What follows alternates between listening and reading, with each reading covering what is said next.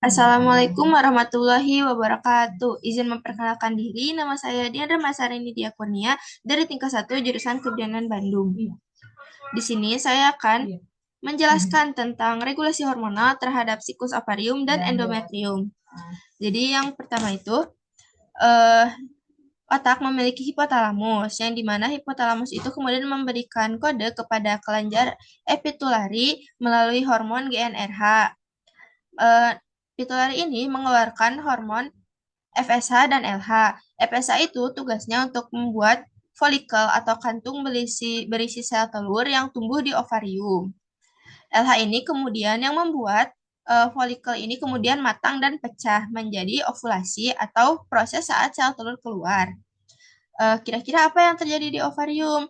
Jadi pada hari 1 sampai 13 yang merupakan fase folikular, folikel kecil mulai tumbuh dan membuat menjadi semakin besar. Kemudian folikel akan semakin matang dan keluarlah hormon estrogen.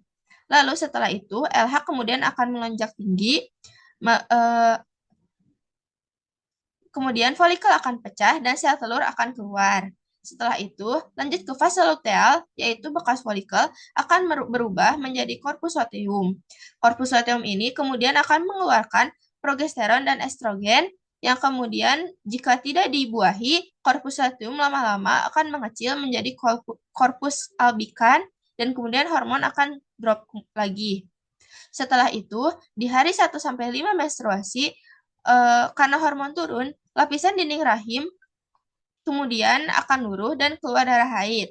Lalu di fase 6 sampai 13 hari, yaitu fase proliferatif, estrogen akan membuat folikel dinding rahim tumbuh lagi menjadi semakin tebal dan memiliki banyak pembuluh darah.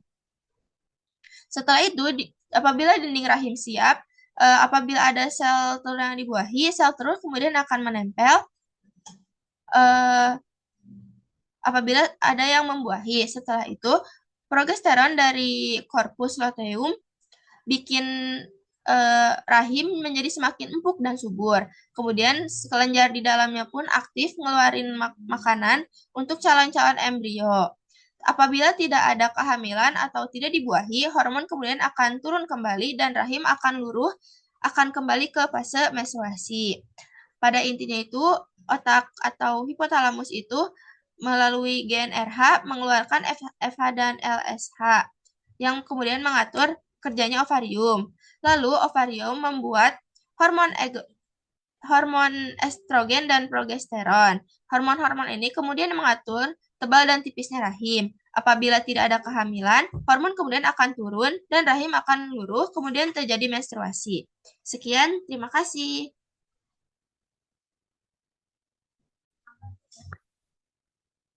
Assalamualaikum warahmatullahi wabarakatuh. Izin memperkenalkan diri, nama saya Diandra Masarini Diakonia dari tingkat 1 jurusan Kebidanan Bandung. Di sini saya akan menjelaskan mengenai siklus menstruasi. Jadi menstruasi terjadi pada hari 1 sampai ke 5 atau sampai hari ke-7. Ini adalah fase keluarnya darah haid karena lapisan endometrium itu luruh. Setelah itu, hormon estrogen dan progesteron rendah yang membuat rahim melepas lapisan dindingnya. Lalu yang kedua ada fase folikular, yaitu di hari 6 sampai 13, 6 sampai 12 atau hari 8 sampai 12. Di fase ini folikel di ovarium mulai tumbuh karena pengaruh hormon FSH, yang kemudian ovarium akan menyiapkan sel telur atau oosit. Estrogen kemudian meningkat yang membuat lapisan endometrium menebal lagi, yang kemungkinan bersiap untuk kehamilan. Setelah itu, masa ovulasi. Masa ovulasi itu sekitar di hari 13 sampai ke 15. Di fase ini, hormon LH kemudian melonjak. Sel telur kemudian matang dan dilepaskan dari ovarium. Fase ini adalah fase subur. Apabila terjadi pembuahan, apabila ada sperma yang membuahi, hal tersebut bisa menyebabkan pembuahan dan membuat kehamilan. Yang terakhir adalah sekretori atau luteal fase, di mana hal ini terjadi di antara hari 16 sampai hari ke-28, di mana masa setelah ovulasi, folikel bekas telur menjadi korpus luteum. Korpus luteum kemudian menghasilkan hormon progesteron dan estrogen yang membuat endometrium semakin tebal.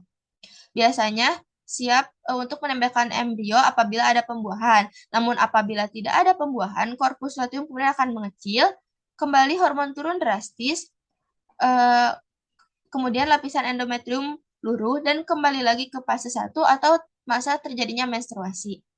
Eh, Sekian, terima kasih.